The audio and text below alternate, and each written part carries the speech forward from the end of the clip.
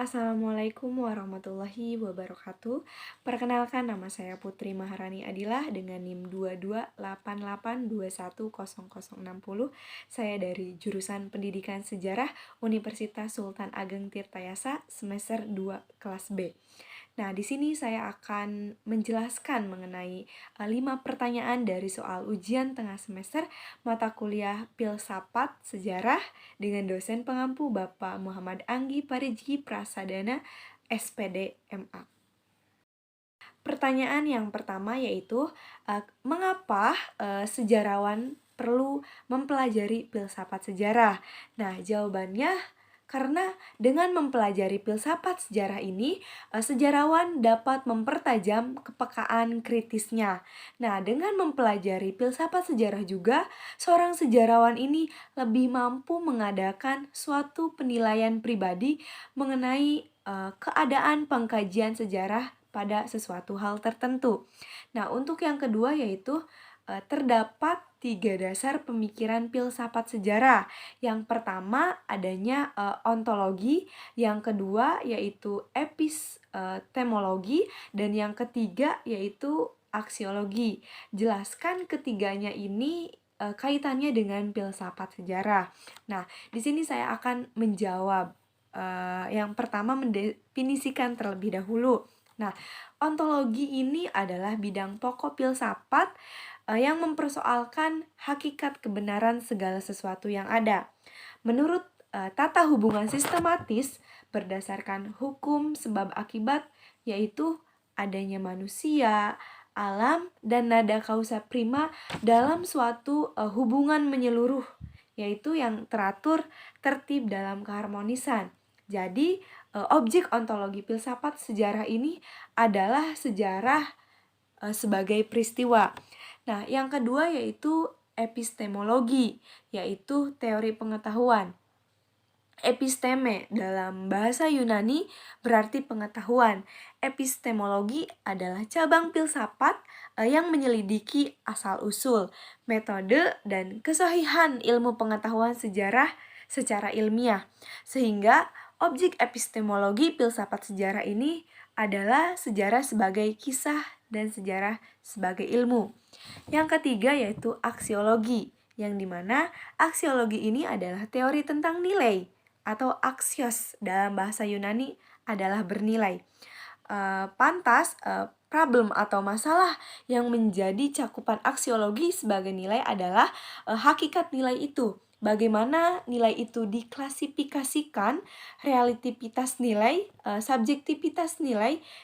Jadi objek aksiologi filsafat sejarah ini sebagai nilai-nilai yang terkandung dalam peristiwa sejarah, antara lain nasionalisme, patriotisme, heroik, nilai moral, dan lain sebagainya yang dapat kita jadikan motivasi, inspirasi, norma atau asas pedoman dalam sehari-hari.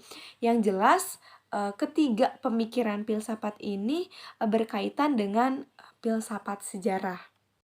Baik, kita lanjut pertanyaan yang ketiga, yaitu pertanyaannya, bisakah hukum-hukum umum dalam ilmu alam diterapkan dalam ilmu sejarah? Nah, di sini saya akan menjawab menurut saya sendiri yaitu bisa. Karena hukum patum, pandangan filsafat itu ditentukan oleh hukum patum. Nah, patum adalah kodrat, hukum alam atau sesuatu yang sudah dipastikan. Dasar pandangannya sendiri menyatakan bahwa alam raya ini sama dengan makrokosmos dan alam kecil sama dengan mikrokosmos. Alam raya dan alam manusia ditentukan oleh kodrat. Perjalanan alam semesta sama dengan kehidupan alam manusia. Jika terjadi penyimpangan, akan terjadi kekacauan. Manusia harus tunduk pada nasib. Terkait hukum umum dan ilmu alam ini dapat diterapkan dalam sejarah pada hukum patum, yaitu bergerak secara siklus, dan semua peristiwa ini, peristiwa masa lampau itu sudah ditentukan oleh kodrat. Jadi dapat kita simpulkan bahwa hukum-hukum umum dalam ilmu alam ini dapat diterapkan dalam ilmu sejarah. Selanjutnya yaitu pertanyaan yang keempat.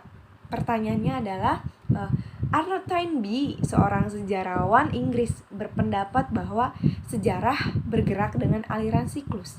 Berikan contoh peristiwa sejarah di Indonesia yang bergerak dengan aliran siklus. Nah, di sini sebelum saya memberikan contoh mengenai peristiwa sejarah di Indonesia yang bergerak dengan aliran siklus, di sini saya akan menjelaskan mengenai pendapat dari Arnold Toynbee ini. Nah, pola sejarah yang dianut oleh Toynbee adalah pola siklus. Karena proses sejarah itu bergerak secara kontinu, yaitu membentuk suatu lingkaran. Lahir, bertumbuh, runtuh, dan hancur. Mekanisme sejarah ini tercermin dalam tiap-tiap tahap perkembangan kebudayaan. Proses kelahiran kebudayaan berlangsung dalam mekanisme tantangan dan jawaban, atau sering kita dengar challenge and response. Proses pertumbuhan dalam penarikan diri dan kepulangan para pemimpin. Proses keruntuhan dalam pemusnahan secara total dan pemaksaan apa yang baru, dan proses kehancuran dalam perpecahan pembentukan. Nah, contoh peristiwa sejarah di Indonesia sendiri dengan aliran siklus berdasarkan pemaparan atau pendapat dari Arnold Toynbee itu, yaitu ketika masa kerajaan Islam di Nusantara, ada kerajaan yang mengalami masa kejayaan dan sebaliknya, ada yang mengalami kehancuran atau keruntuhan. Kerajaan yang mengalami keruntuhan ini berkemungkinan munculnya kerajaan baru di wilayah tersebut. Hal ini jelas membentuk pada siklus atau melingkar, karena seakan bahwa terjadi kejadian masa lalu yang menghasilkan kejadian atau peristiwa masa sekarang ataupun masa yang akan mendatang. Kita lanjut pertanyaan yang terakhir, yaitu yang kelima. Nah, pertanyaannya, kenapa filsafat sejarah barat pada zaman modern semakin rasional dan menjauhi agama? Jadi, mengapa di filsafat sejarah zaman modern ini menjadi semakin rasional dan menjauhi agama? Karena memang filsafat rasionalisme ini muncul awalnya diajukan terhadap reaksi dominasi gereja pada abad pertengahan Kristen di Barat. Nah, berdasarkan agama sendiri mendapatkan kebenaran bukan semata-mata dengan akal saja. Karena laporan akan rasionalisme merupakan bahan yang belum jelas dan kacau.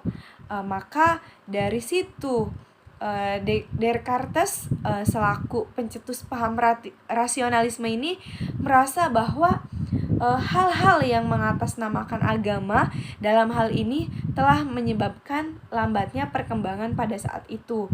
Jadi filsafat sejarah barat pada zaman modern semakin rasional dan menjauhi agama karena paham ini merasakan bahwa hal-hal yang mengatasnamakan agama tersebut telah menyebabkan lamanya atau lambat perkembangan pada saat itu. Nah, mungkin pertanyaan-pertanyaan tersebut sudah saya jawab dengan semaksimal mungkin dan keterbatasan pengetahuan saya. Mungkin cukup mengenai jawaban ujian tengah semester mata kuliah filsafat. Kurang lebihnya saya mohon maaf. Wassalamualaikum warahmatullahi wabarakatuh.